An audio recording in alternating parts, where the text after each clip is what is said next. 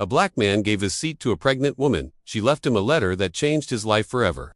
He was just another exhausted face on a crowded city, bust head down, mind weary, clothes wrinkled from another long shift.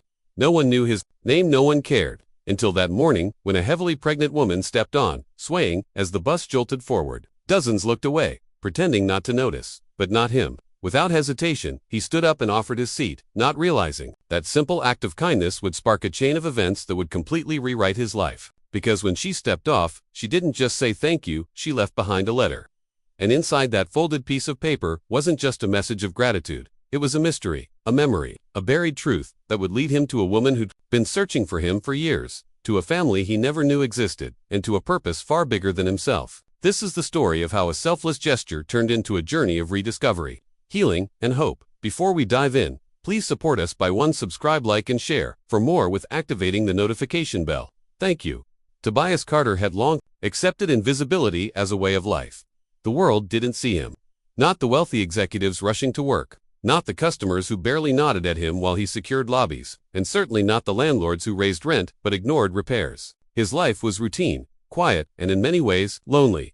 He woke up at 4:30 a.m. every weekday, pulling on the same dark blue uniform, grabbing a banana or dry toast, and walking briskly to catch bus 41 uptown. The ride was his moment of minutes to sit, watch the city roll by, and prepare for another long shift guarding a corporate building that didn't even have his name on file. It paid the bills, barely. That morning, the bus was packed.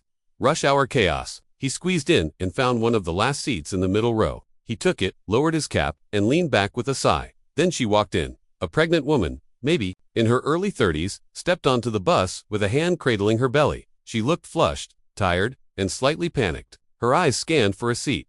None were available, no one moved. People turned to their phones. Some stared out the window. A few pretended to sleep.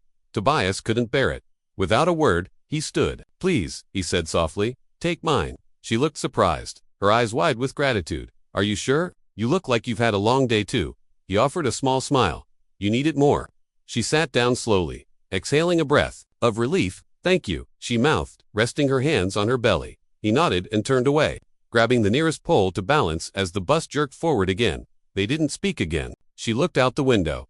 He stared at the floor. A few stops later, he got off and walked to work, as he always did, no different than any other day. Except this time, he didn't notice the girl who slipped something onto his seat after he left. That evening, Tobias shuffled into his apartment like a ghost. It was a cramped one-bedroom in a rundown building, filled with secondhand furniture and quiet regret. He dropped his backpack by the door, kicked off his boots, and collapsed onto his creaky couch. Then he remembered at the bus stop earlier. A teenage girl had approached him. "Mister," she said, breathless, "that pregnant lady. She told me to give you this." He had taken the envelope and shoved it into his bag, thinking it was maybe a coupon, a thank you card, something simple. He didn't think twice. Now, under the dim light of his lamp, he unfolded the cream-colored envelope and pulled out a handwritten letter. The handwriting was elegant, looped, feminine. The paper smelled faintly of lavender. "Dear stranger, I don't know your name. I only saw your kindness. Today, you gave up your seat for me. I know it seemed like a small thing, but it wasn't. Not to me. I had just come from my doctor's office. They told me I might lose the baby. I left that appointment broken, alone, and terrified. Then you stood up. You gave me your seat. You didn't know me, but you saw me. And that meant the world. There's something you need to know. You changed more than just my day. You helped me believe again in people, in fate, in goodness. That's why I'm writing to you. Please go to the address written below. It belongs to someone who has waited years to find you. With all my heart, thank you." Tobias stared at the bottom of the letter. There was an address, in Eastwood Street, not too far. He blinked. "Someone's been looking for me." His thoughts spiraled. Was this a prank? A scam? But the sincerity in the letter felt real. To real. He folded the paper carefully and placed it on his nightstand. He barely slept. The next morning, he called in sick, a rare move for him. Something inside him told him he couldn't let this go. Eastwood was a quiet part of town.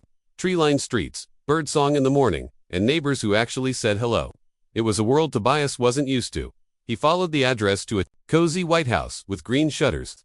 A garden bloomed along the sidewalk, and wind chimes tinkled gently near the porch. His heart pounded. He knocked. An older woman opened the door. She was dressed in a floral blouse, her silver curls framing soft but alert eyes. Her face changed the moment she saw him. Emotion washed over her. "You must be Tobias," she whispered. He blinked. "How do you know my name?" She opened the door wider. "Come in, please." He hesitated, then stepped inside. Her name was Joanna. She led him to a room filled with old photographs and antiques. He saw a wall covered in portraits, some black and white, others faded color. One picture caught his eye, a woman with tight curls, a gentle smile, and a baby in her arms. "That's your mother," Joanna said. Lorna. Tobias froze. "I knew her," Joanna continued. "We worked together. She was my best friend."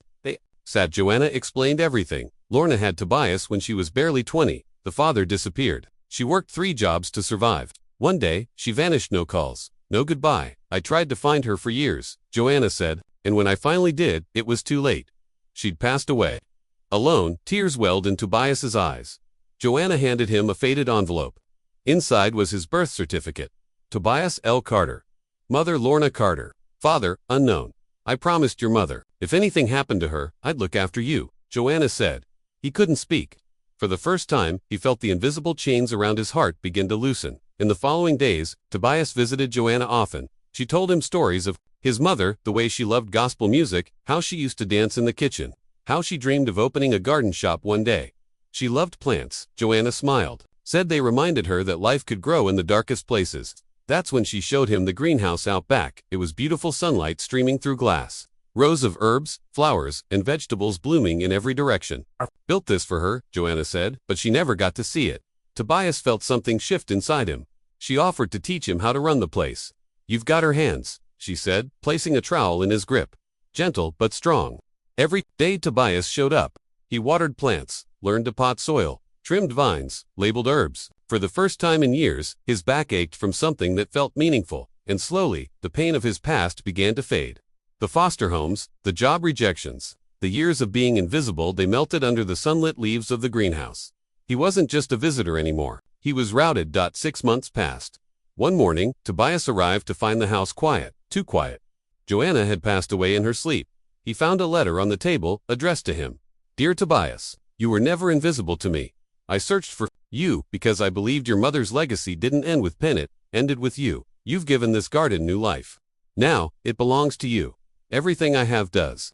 With love, Joanna. Tobias was overwhelmed. He wept openly in the greenhouse. But grief turned into purpose. He renamed it Lorna's Garden. It became a community haven. He started programs for troubled teens, foster kids, and single mothers. He hired local youth, taught them about planting, purpose, and persistence. The garden bloomed, and so did Tobias. One day, a young girl asked him, "Why do you help us?" He smiled, "Because someone gave me a letter that changed my life, and now, I want to write new ones with kindness." Sometimes it's not a grand gesture that changes a life, but a small act of humanity. A seat, a smile, a letter. Tobias gave up his seat, but gained a home, a family, and a future. All because he chose to care.